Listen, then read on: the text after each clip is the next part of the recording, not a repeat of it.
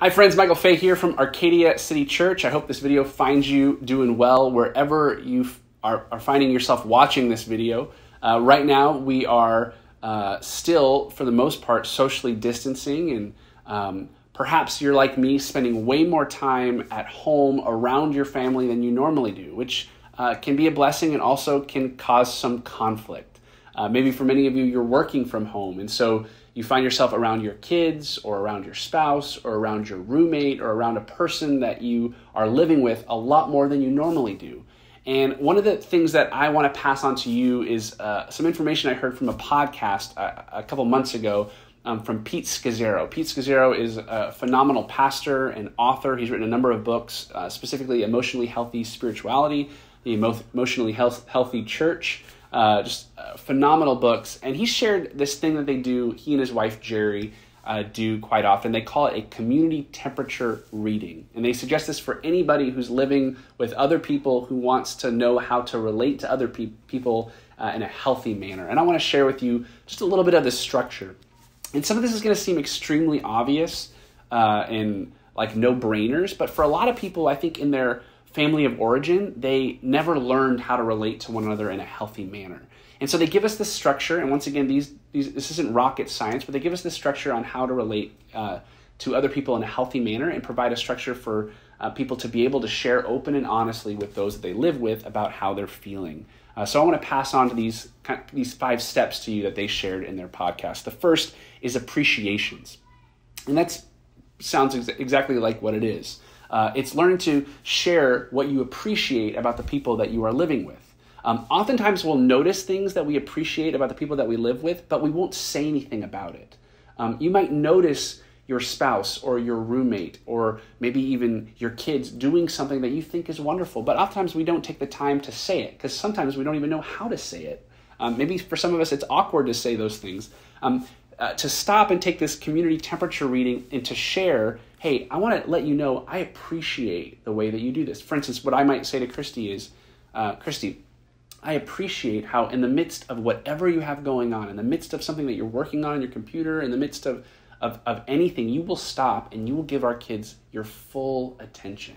I love how you're present with them in the midst of whatever it is you have going on. Sharing those appreciations is so life-giving to the people, and it encourages them to continue doing these amazing habits that we appreciate in them. So the first is appreciations, making sure that we're sharing what we appreciate about the other people. The second step that they give, second suggestion that they give is what they call puzzles. And it seems like a strange thing, puzzles. But they call it puzzles because it's the word that they encourage us to use, puzzles. Oftentimes when you're at home or you're with people that you're living with and you're spending way more time than you normally do, you might notice things might not be the way that you expect them to be, or the person you're living with isn't doing something that you may expect them to be doing or that they said that they would do. And oftentimes we can make assumptions as to why they're not doing those things. And you may know the phrase that when we assume, it can make us look like a fool, right? When you assume, it makes an ass out of you and me. I don't know if you've ever heard that phrase before, but when we assume things about other people, we bring judgment into the equation. And so one of the helpful tools they say in order to kind of bring up something that you've seen that you're not happy with or you think should be different or you assumed would be different, to bring it up without kind of bringing judgment into the equation is to use the word puzzles.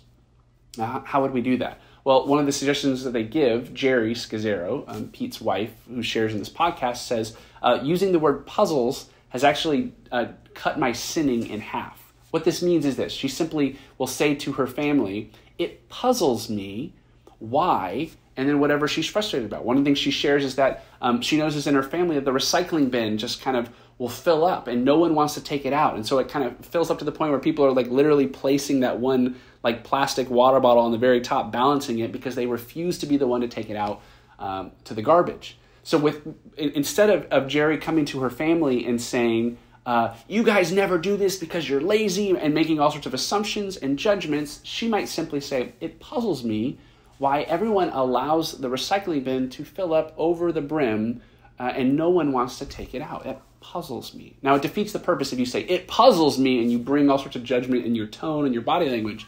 But that statement kind of removes judgment and allows people to talk freely about some of the things that you expect others to be doing around your house. Third step that they talk about is complaints. Maybe you're like me. Maybe you grew up in a house where someone said, if you don't have anything nice to say, don't say it at all.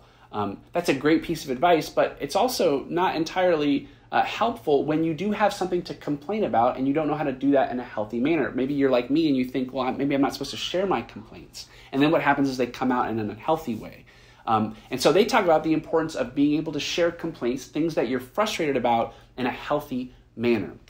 How you go about sharing a complaint, they give a helpful structure to this. They have a sentence, and they call the sentence, I notice and I prefer. So for instance, if you have a complaint, one of the things Christy does not like that I do if she was to complain about me is oftentimes I might take a shower or I might use a towel of some kind and I forget to hang the towel back up so that it will dry and it ends up staying on the floor. Yes, I've done this, believe it or not. And so one of the ways that they would advise Christy to share that complaint with me is to say, hey, I notice that most of the time when you get out of the shower, you leave that towel on the floor. I would really prefer if you hang it up. Now, she's sharing a complaint with me, but the way that she phrases that is way better than if she says, hey, you never hang up your towel, and it just really ticks me off, right? Sharing it with, I notice that you do this. I would prefer it if you do this, is packaging it in a way in which I am much more willing to receive it. And so that's a helpful tool in terms of how you can share a complaint. Fourth is something they call new information. And this is simply just making sure that you're on the same page. When you're working from home, maybe you're working from home and your roommate is there and they're working from home as well, or your spouse is working from home, and you find that you kind of get in these rhythms, but something changes and you had assumed that your roommate or your spouse might be working at this time and doing this thing, which gave you the freedom to do this, but now their routine has changed, and now that kind of creates conflict. It's important to share new information so that you're in sync with those that you're living with. So this would be a time where you might just say, hey, new information. Normally my conference call is at 9, it's now at 11, and so that's going to cause me to change, and I'll be using my computer, and on that call at 11 I won't be available to do whatever you might think I would be available to do at that later time. Just wanted to share that new information with you. When we are out of sync with one another, that's when conflict can arise, that's when there's tension, that's when there can be unhealthy behavior that can happen. And so it's really, really important for us to share and be in sync with one another. And that seems obvious. That's just sharing new information. Lastly, they said the last step is just sharing hopes. Oftentimes we have these hopes, but we don't share them with other people. And I love the way that Geri Scazzero says it on the podcast. She says that hopes are like oxygen to our soul. And keeping our hopes alive is very much in sync with keeping our souls alive. And so they stress the importance of sharing with those that you're living with, sharing with your spouse, even with your kids, things that you're hoping for. Right now, I would tell you, I would say to my family, if we were doing this community temperature reading, I hope things can get back to normal soon. Maybe it's something small. Maybe it's like, man, I really hope that we have some cooler days here in the next few weeks, which I think we actually are. Or I really hope that we're able to go on that trip to California. Or I really hope that school, if I'm really honest, is able to happen and kids are able to go back to school. And I just right now don't see how that's possible, but I'm hoping that it will be able to go back to normal like it should, right? Sharing those hopes, in a sense, is oxygen to our soul.